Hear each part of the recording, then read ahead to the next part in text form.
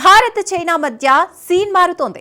మొన్నటి వరకు సరిహద్దుల్లో కత్తులు దూసిన దేశాలు కలిసి నడిచేందుకు సిద్ధమయ్యాయి. రీసెంట్ గాని ది రెసిస్టెంట్ ఫ్రంట్ ను ఉగ్ర సంస్థగా గుర్తించడాన్ని బీజింగ్ సమర్థించింది. ఇక్కడే పాకిస్తాన్లో వణుకు మొదలైంది. భారత్ చైనా చేతులు కలిపితే రిజల్ట్ ఎంత రిస్కీగా ఉంటుందో తెలిసి పాక్ ఆర్మీ చీఫ్ ఏమాత్రం ఆలస్యం చేయకుండా బీజింగ్ ఫ్లైట్ ఎక్కాడు. అసలు కథ అక్కడే మొదలైంది. మునీర్ను జిన్పింగ్ సర్కార్ ఓ ఆట ఆడుకుంది. మీ దేశంలో మా పౌరులపై దాడులు జరుగుతుంటే ఏం చేస్తున్నావంటూ ప్రశ్నల వర్షం కురిపించింది. ఇంతకు భారత్ చైనా మధ్య సంబంధాల పునరుద్ధరణ ప్రయత్నాలు జరుగుతున్న సమయంలో పాక్ ఆర్మీ చీఫ్ చైనా ఎందుకు వెళ్ళాడు? ఈ పర్యటనలో మునీర్కు జిన్పింగ్ సర్కార్ ఇచ్చిన షాక్ ఏంటి? చైనీయులపై దాడులను ప్రశ్నించడం ద్వారా పాకిస్తాన్కు చైనా ఇచ్చిన సందేశం ఏంటి? Let's watch. బీజింగ్ పర్యటనలో పాకిస్తాన్ ఆర్మీ చీఫ్కు ఊహించని షాక్. పాక్లో చైనీయులపై దాడులపై ఆసిమ్ మునీర్కు వార్నింగ్. పాకిస్తాన్తో స్నేహానికి జిన్పింగ్ సర్కార్ కటిఫ్ చెప్పనుందా?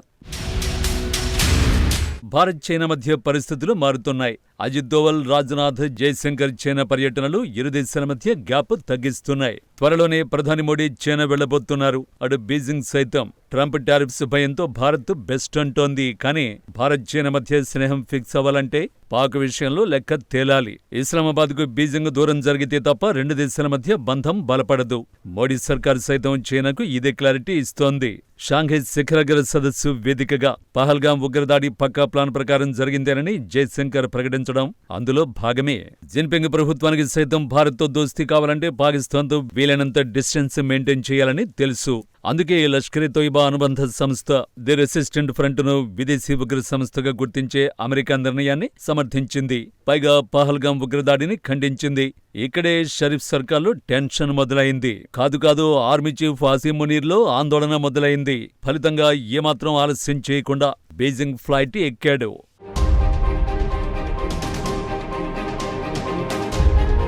ఆసిమ్ మునీర్ చైనా పర్యటన లక్ష్యం రక్షణ, ఆర్థిక సహకారం కోరడమే. అందులో ఏ అనుమానం లేదు. ఎందుకంటే పాక్ పూర్తిగా అడుక్కోవడంపైనే ఆధారపడింది. అనుకున్నట్టే చైనా విదేశాంగ మంత్రి వాంగ్ యీతో ఆసిమ్ మునీర్ భేటీ అయ్యాడు. ఆ సమావేశంలో వాంగ్ యీ కూడా పాకిస్తాన్కు అన్ని విధాలుగా మద్దతునిస్తానని హామీ ఇచ్చారు. ఆ తర్వాతే అసలు పాయింట్కొచ్చారు. మీ దేశంలో మా పౌరులపై జరుగుతున్న దాడుల్ని ఎందుకు అడ్డుకోవడం లేదని ప్రశ్నల వర్షం కురిపించారు. ఈ ప్రశ్నలకు ఆసిమ్ మునీర్ సమాధానం ఇవ్వలేదు. ఇవ్వడానికి అతని దగ్గర ఆన్సర్ లేదు. ఎందుకంటే బలూచిస్తాన్పై పాక్ ఆర్మీ ఎప్పుడూ పట్టు కోల్పోయింది. ఫలితంగా ఆ ప్రాంతంలో చైనీయుల భద్రతకు గ్యారంటీ లేకుండా పోయింది. ఇదంతా కాదు, అసలు బలూచిస్తాన్లో చైనీయులు ఏం చేస్తున్నారు? చైనీయులపై దాడులు చేస్తోంది ఎవరు?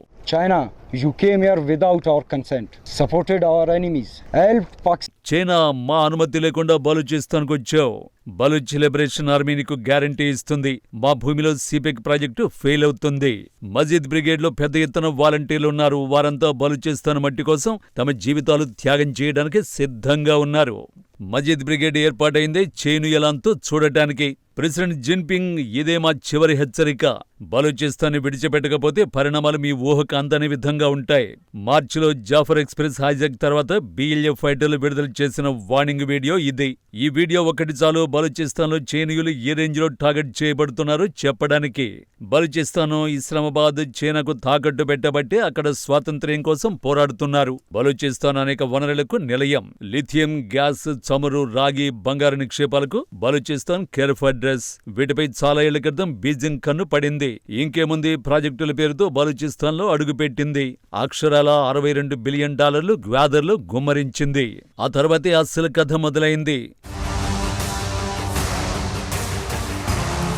చైనా దోపిడీని స్థానికులు గుర్తించారు. గుర్తించడమే కాదు, చైనాకు వ్యతిరేకంగా పోరాడటం మొదలుపెట్టారు. ఆ పోరాటం పీక్స్కు చేరింది. పాక్ సైనికులు తుపాకులు వదిలి పారిపోయే స్థాయికి బలూచ్ లిబరేషన్ ఆర్మీ పైచేయి సాధించింది. పాక్ సైన్యంపైనే కాదు, చైనీయులు ఎక్కడ కనిపించినా విడిచిపెట్టడం లేదు. చైనా ప్రాజెక్టులో పనిచేసే అధికారుల మీద వరుస దాడులకు దిగుతోంది. 2021లో దాసు జల విద్యుత్ ప్రాజెక్టుపై జరిగిన ఆత్మాహుతి దాడిలో 9 మంది చైనా ఇంజనీర్లు మరణించారు. 2023లో కరాచీలో ఒక కాన్వాయ్పై జరిగిన దాడిలో చైనా పౌరుల్ని లక్ష్యంగా చేసుకున్నారు. 2024 మార్చి 26వ తేదీన ఖైబర్ పఖ్తుంఖ్వాలో ఆత్మాహుతి దాడి జరిగింది. ఈ దాడిలో 5 చైనా ఇంజనీర్లు, ఒక పాకిస్తానీ ప్రాణాలు కోల్పోయారు. గడిచిన 4 సంవత్సరాల్లో 20 మంది చైనీయులు వివిధ దాడుల్లో మరణించారు. ఈ సంఘటనల తర్వాత చైనా పాక్ను తీవ్రవాదులపై చర్యలు తీసుకోవాలని ఒత్తిడి చేసింది. పాకిస్తాన్ ప్రధాని షెహబాజ్ షరీఫ్ సిపెక్ ప్రాజెక్టులో పనిచేసే చైనీయుల భద్రత కోసం చర్యలు తీసుకుంటున్నట్లు ప్రకటించారు. కానీ రియాలిటీలో మాత్రం అది సాధ్యపడలేదు. తాజాగా మరోసారి బలూచిస్తాన్, ఖైబర్ పఖ్తుంఖ్వా వంటి ప్రాంతాల్లో చైనా ఇంజనీర్లు, కార్మికులను లక్ష్యంగా చేసుకుని దాడులు జరిగాయి. అందుకే వాంగ్ యీ ఆగ్రహాన్ని వ్యక్తం చేశారు.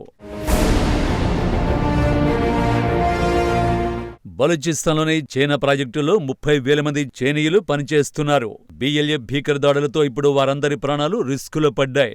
వారందరినీ కాపాడి ప్రాజెక్టులను కొనసాగించే పరిస్థితుల్లో ఇస్లామాబాద్ లేదు. నిజానికి China Pakistan economic corridor project ఉన్న గ్వాదర్ సిటీ చుట్టూ చైనా ఏకంగా 10 అడుగుల ఎత్తున 30 కిలోమీటర్ల మేరకు ఇనుప కంచెను నిర్మించే కార్యక్రమం చేపట్టింది. ఇది కొంతమేరకు పూర్తి చేసింది. సుమారు 9,000 మంది పాకిస్తాన్ సైనికులు, 6,000 మంది చైనా సైనికులు ఇక్కడ సెక్యూరిటీ వ్యవహారాలు చూసుకుంటున్నారు. కానీ BLA ఫైటర్లు భారీ ఎత్తున విరుచుకుపడ్డంతో చైనా పాక్ సైనికులు ఏం చేయలేకపోతున్నారు. ఇప్పుడు కూడా బలూచ్ లిబరేషన్ ఫైటర్ల ముందు నిలిచే అవకాశాలు కనిపించడం లేదు. అందుకే వాంగ్ యీ ప్రశ్నలకు మునీర్ దగ్గర సమాధానం లేకుండా పోయింది. ఇక మీదట చైనా ప్రాజెక్టులకు కానీ, ప్రజలకు కానీ ఎటువంటి ఆపద కలగకుండా చూసుకుంటామని మునీర్ హామీ ఇచ్చి బయటపడినట్టు వార్తలొస్తున్నాయి. ఈ మొత్తం వ్యవహారంలో ఒక్కటి మాత్రం నిజం. భారత్తో దౌత్య సంబంధాల కోసం జిన్పింగ్ ప్రభుత్వం పాకిస్తాన్ పక్కన పెడుతుందో లేదో తర్వాతి విషయం. తమ పౌరులకు భద్రత కల్పించలేకపోతే మాత్రం చైనా చూస్తూ ఊరుకోదు. సో పాకిస్తాన్కు అతి పెద్ద సవాల్ దేశాన్ని కాపాడుకోవడం కాదు, తమ దేశంలోని చైనీయుల్ని కాపాడుకోవడం. ఇందులో ఏమాత్రం తేడా వచ్చినా చైనాతో బ్రేకప్ కావడం ఖాయం. అసలే జిన్పింగ్ సర్కార్ భారత్తో దౌత్య బంధం కోసం ఎన్ని ప్రయత్నాలు చేయాలో అన్నీ చేస్తోంది. ఇలాంటి సమయంలో చైనా పౌరుల్ని కాపాడలేకపోతే పాకిస్తాన్ను ఎవ్వరూ కాపాడలేరు.